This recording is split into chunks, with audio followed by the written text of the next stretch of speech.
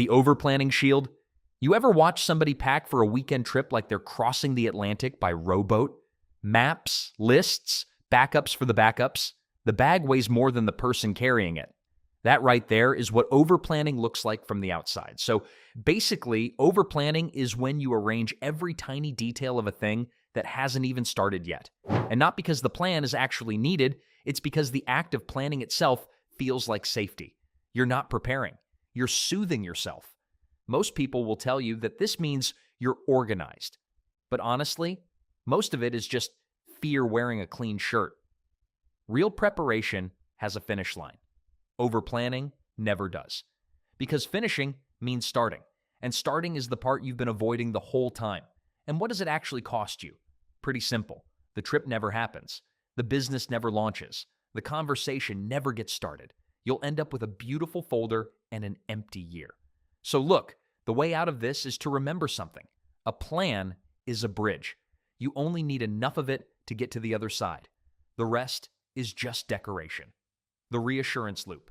Picture a guy standing at a well. He drops the bucket, pulls it up, doesn't like the water, so he drops it again. Same bucket, same well. He's there all afternoon. And the wild part is, he genuinely thinks the next pull is going to be different. That's the reassurance loop. You ask the same question to one person, then another, then another. And it's not because the answer is unclear. It's because no single answer feels solid enough to actually act on. You're not gathering information. You're shopping for certainty. And the lie you've been told is that more opinions make a better decision. But here's the truth. More opinions just make a slower one. Past about 3 people, you're not researching anymore. You're stalling with company. And what it costs you is your own voice. After enough opinions land in your head, you genuinely can't hear what you think anymore. The decision turns into a vote in a room you never wanted to hold. So basically, what you have to realize is this. Certainty is not something other people can hand to you. It's something you decide to act without. The research spiral. Imagine you're at the bottom of a mountain, and instead of climbing, you're reading the guidebook, cover to cover, then a second guidebook, then a third one. And here's the thing. The mountain has not moved, neither have you. But you've got highlighter everywhere. That's the research spiral. You're consuming way more information than the decision actually needs. Another article, another video, another expert. You tell yourself you're getting smarter. But what you're really doing is delaying the moment where you have to pick a direction that might be wrong. And the story you keep telling yourself is that the next piece of information will finally make it all clear. But honestly, most decisions get harder with more inputs, not easier. After a certain point, learning is just well-dressed avoidance. So what does it cost you? The window. While you're still reading, the moment is moving. The job gets filled, the opportunity closes, the ship leaves the harbor without you, and you're standing on the dock with your notes. And the thing to sit with is this. At some point, research stops being preparation, and it starts being the thing you are doing instead. The over-explanation habit. You ever see somebody explain why they locked their own front door? To nobody. Nobody asked. Nobody is at the door. He's just talking to the empty hallway very calmly about why the lock made sense. That's the shape of this one. So basically, over-explaining is when you start justifying decisions before anyone questions them. You defend choices that weren't challenged. You add reasoning that no one asked for. From the outside, it looks like communication, but it is something quieter than that. And the thing you've been telling yourself is that you're just being thorough. But the truth is, you're answering a question that only exists inside your own head. You're not informing the room. You're managing how the room might feel about you in advance. And here's what that quietly costs you. You lose trust in your own choices because every extra sentence whispers to the listener that you are not sure. They weren't going to question you, but now maybe they will. So look, here's what you have to remember.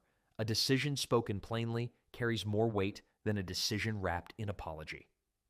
The micromanagement reflex. Imagine you're teaching somebody to ride a bicycle, but you never let go of the handlebars. The whole way down the street, you're running alongside, gripping the bars. They never feel the balance. You never feel the trust. And at the end of the road, neither of you has actually ridden anything. That is micromanagement. You're controlling the small details of work that other people are doing. And not because the details actually matter. It's because watching somebody else do something their own way feels like watching the outcome leave your hands. So you grab the handlebars. And the cover story is that you're protecting the quality. But honestly, you're protecting yourself from the feeling of not knowing how it will turn out. Quality is just the story you tell about it afterwards. And what does it cost you? Everything around you. But people stop thinking. The work loses the very thing that made it worth doing with them in the first place. You end up with a room full of hands and nobody thinking. And the thing you have to be honest about is this. If you can't let somebody else hold the handlebars, you don't have a team. You've got an extension of your own arms. The social withdrawal. Imagine a man who builds a slightly smaller house every year. The walls move in, the rooms get tighter. Eventually, he is living inside one room, and he calls it cozy. From the outside, the rest of us are looking at a cage with curtains. That's social withdrawal. You start cutting contact with the people and situations that feel unpredictable. The new group, the hard conversation, the dinner where you don't know everyone. And slowly, the world shrinks down to a size you can manage. And the line you'll catch yourself using is that you've just become more selective. But the truth is, you've become more afraid. Selective people are choosing between options. You stopped having options a long time ago. You just didn't notice. And what it costs you is the part of life that arrives by surprise. The friend you would have made on the long flight. The opportunity in the room you never walked into. Safety through smallness is still smallness. So basically, what nobody says out loud is this. A life you fully control is usually a life that has stopped being interesting to live. The routine fortress. Picture a guy with a sundial in his garden, and he refuses to go inside until the shadow falls exactly where it fell yesterday. The sun is fine, the clouds are fine, the shadow is just running a few minutes late. So he waits, possibly forever. That's the routine fortress. You're clinging to rigid structure. Same wake up, same coffee, same order, same hour. And not because the routine actually produces results, it's because stepping outside of it feels dangerous in a way you can't quite name. And the word everyone wants to use for this is discipline. But here's the thing. Discipline serves a goal. This serves a feeling. Discipline can flex when the world changes. A fortress, by definition, cannot. And what does it cost you? The chance to be moved. The unplanned coffee. The detour through a different part of town. The conversation that would have changed your week. The fortress keeps the weather out. And life, honestly, is mostly weather. And the part to take with you is this. A routine is supposed to be a road, not a wall. The small things. Takeover. Imagine a captain whose ship is taking on water at the bow, and he is at the stern, polishing the brass. The brass is gleaming. The ship is going down. He looks incredibly busy. He is, just not with the right thing. That's the small things takeover. You're obsessively managing tiny details while the large, uncertain, important thing sits completely untouched. The inbox gets sorted, the desk gets cleared, the drawer gets reorganized, and the actual work hasn't been opened in a week, and the version of it you sell yourself is that you're warming up, getting ready, clearing the deck. But here's the truth.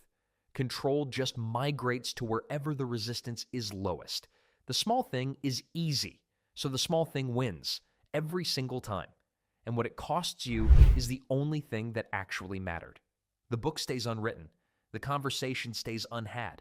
The decision stays unmade, surrounded by a beautifully organized everything else.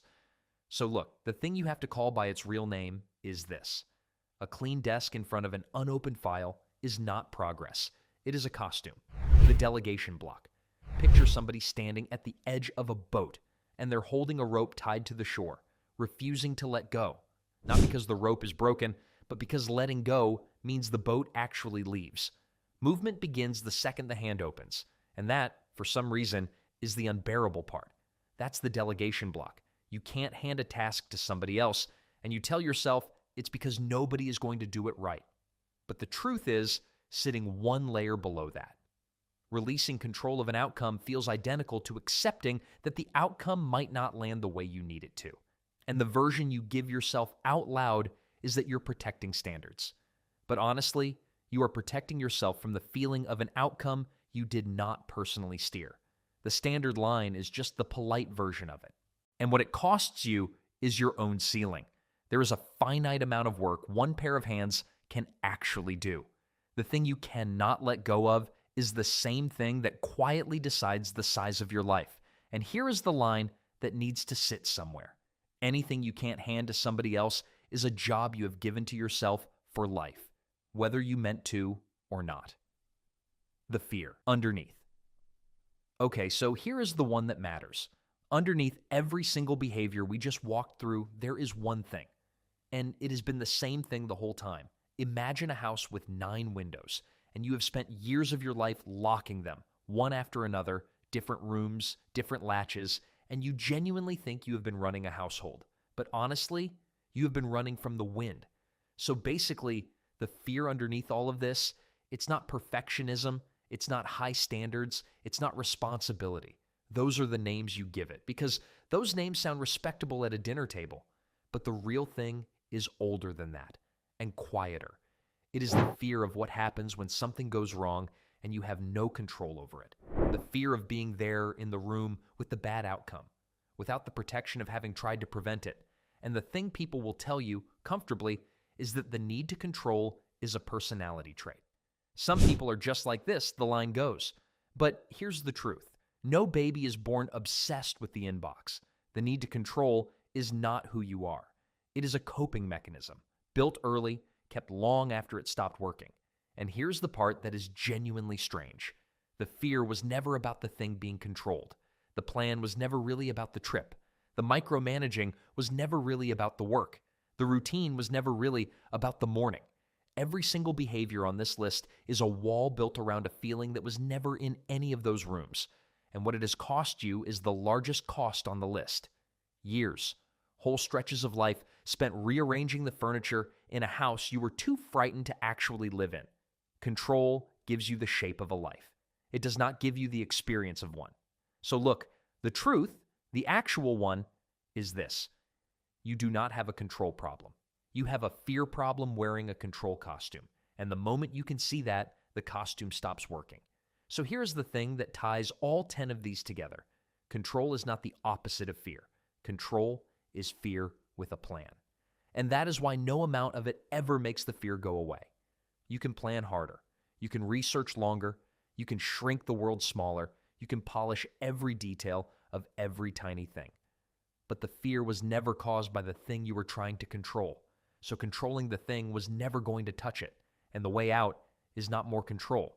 The way out is recognizing the costume the next time you reach for it. The overplanning, the reassurance loop, the clean desk in front of the closed file, every single one of them is the same hand, reaching for the same wall in a different room.